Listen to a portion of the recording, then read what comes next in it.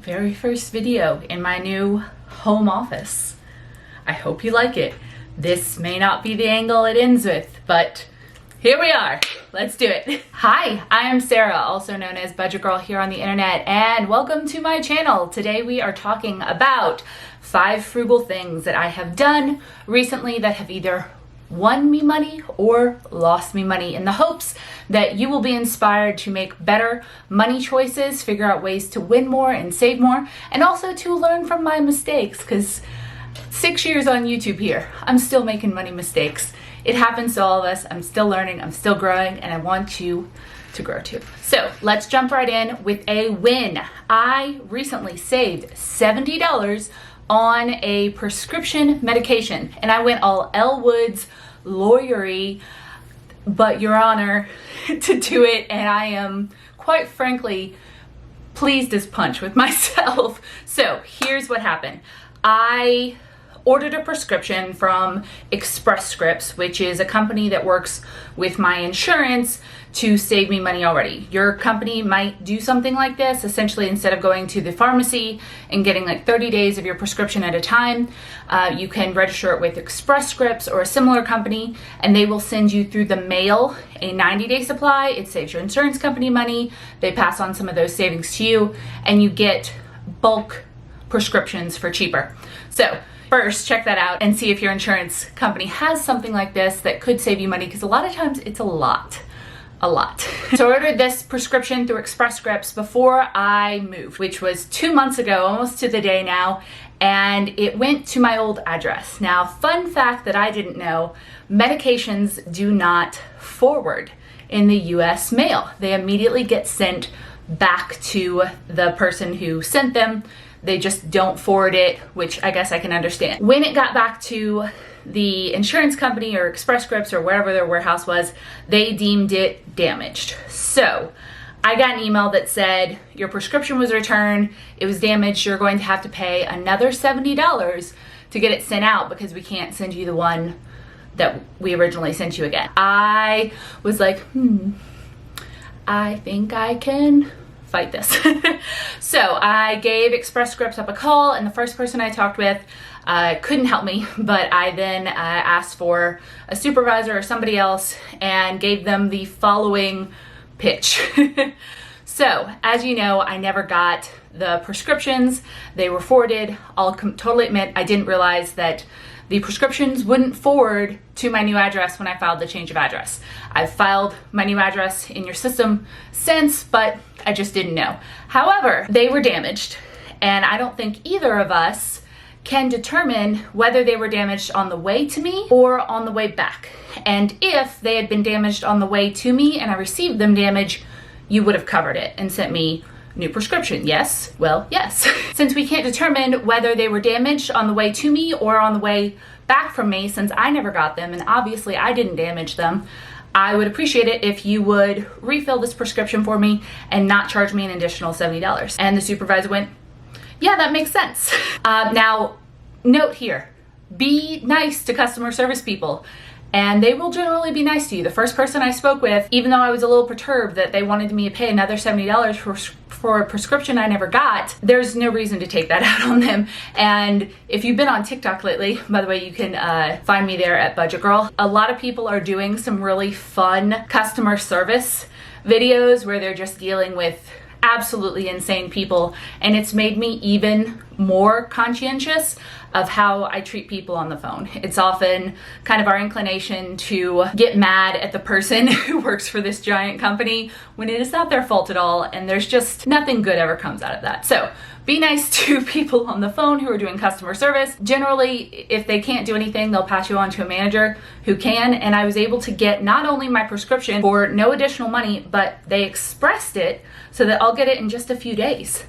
How cool is that? So, saved myself $70 there and fixed a mistake that was admittedly partially mine of ignorance, of not knowing that it wouldn't forward with the rest of my mail. Also, if your company does not do something like Express Scripts, check out GoodRx. Frugal.com. They have an app, they have just a website, and if you do have to pick up medications at a pharmacy, I actually have a prescription that would cost me like $40.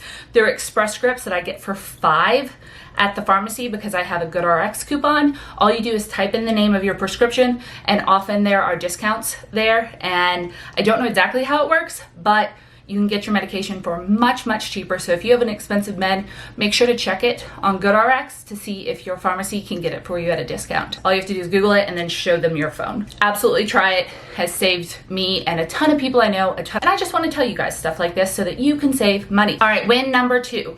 I have spent the past month in my new place organizing and setting up systems that will make it easier for me to keep my house clean, to keep things organized. And I've been very intentional about doing things piece by piece here. I understand I have moved 7 times in the last 5 years, something like that. And moving is awful. It really is. And it's especially hard to get set up in a new place. Sometimes it takes months. Some people have told me that they still have, boxes that they haven't unpacked for years, and you just kind of throw everything everywhere and it's hard to find stuff. You end up losing stuff. You end up wasting money on additional stuff. But I've tried to be very intentional about taking on just one little drawer, like our junk drawer, and figuring out what is in there and organizing it, or one closet, one this, one that. And when I take it just one step at a time, I'll say one night I need to organize this drawer, and that will be my little project. It'll maybe take an hour, and then everything just kind of snowballs on that, and my entire home is working just a lot better here. So I'm trying very hard to do that. It's also keeping me off the internet from shopping for solutions to my new home or going out. It's so easy to just say, okay, this new thing will fix this problem, and it's working really, really well. So win number 2, I've avoided spending money. All right, win number 3. So I joined a local plant group which only trades plants and cuttings. They do not sell anything. It is purely a I have this, you have that, let's swap-a-rooney. And I have gotten so many plants from it and been exposed to so much more plant knowledge. I've always been a bit of a plant fiend, and I've been increasing my plant collection since I became debt-free. You guys have seen them in my previous videos, and this has been a completely free way to expand both my knowledge and my social circle with these plants. We've even had a few socially distanced meetups where we come and we bring plants that we just don't love anymore, and we swap them with each other outside. It has really kind of saved my mental position because my book club's not meeting anymore. I don't really have a lot of social stuff around here. Jacob's great, but I used to do a lot more things out, and now I don't. So even just having these little plant swap meetups or talking with other people locally that enjoy the same thing I do has been really, really cool. So yeah, check for something like that in your area, and if there isn't one, maybe create one. That would be really cool.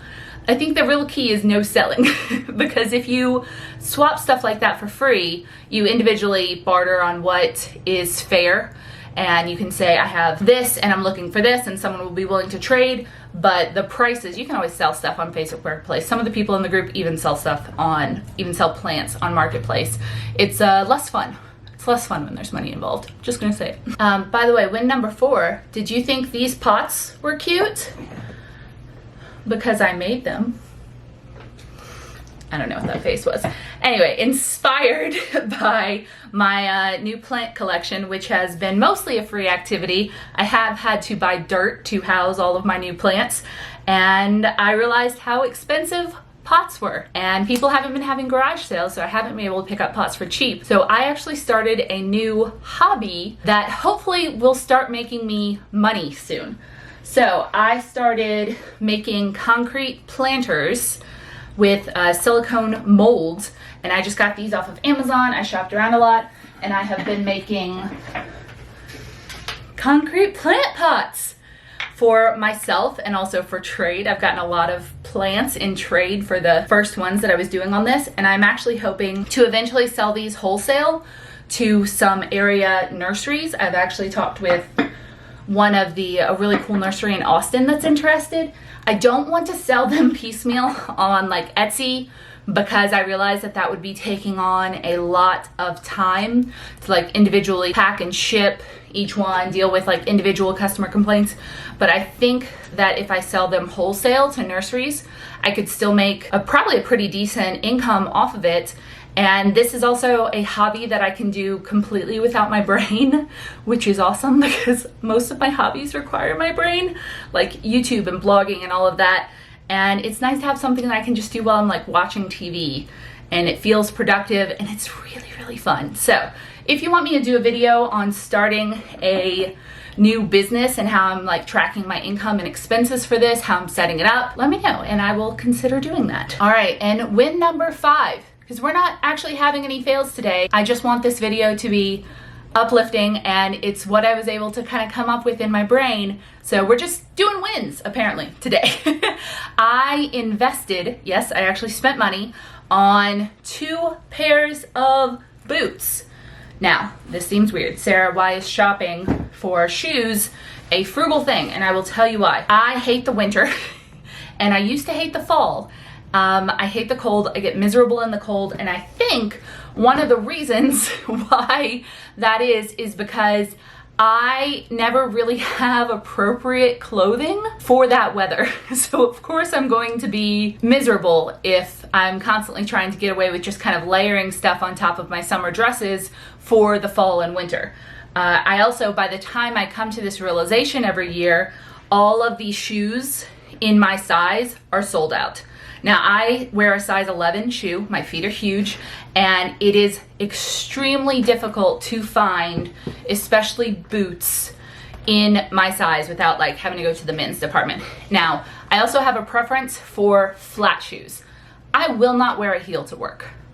I am 32 years old, and I won't even wear a heel to dinner. They hurt. They hurt all the time. I've tried wedges, I've tried everything. They do not bring me joy. They bring me only pain, and I have decided that life is full of enough pain, so I'm gonna wear flats. So, shoes this big and with no heel that are actually comfortable to walk in is impossible to find once winter actually comes around, especially not for $1 billion.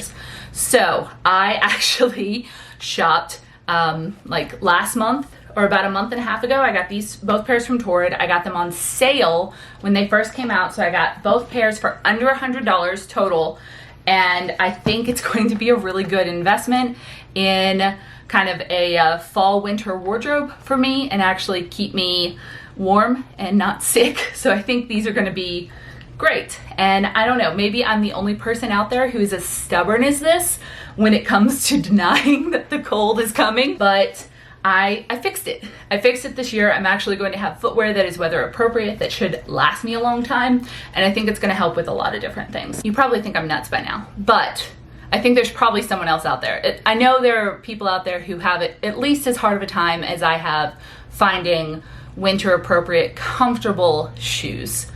So there you go. I really hope you enjoyed this kind of silly back to basics 5 frugal things video. I would love it if you let me know if you enjoyed this rather than the more highly produced Duplex Diaries series that I've been working on recently. And please let me know what your recent frugal wins and fails are. So let's talk over in the comments. If you enjoyed this video, I would love it if you liked it and also subscribed. And I will see you guys next time. I hope you have a wonderful week. Bye.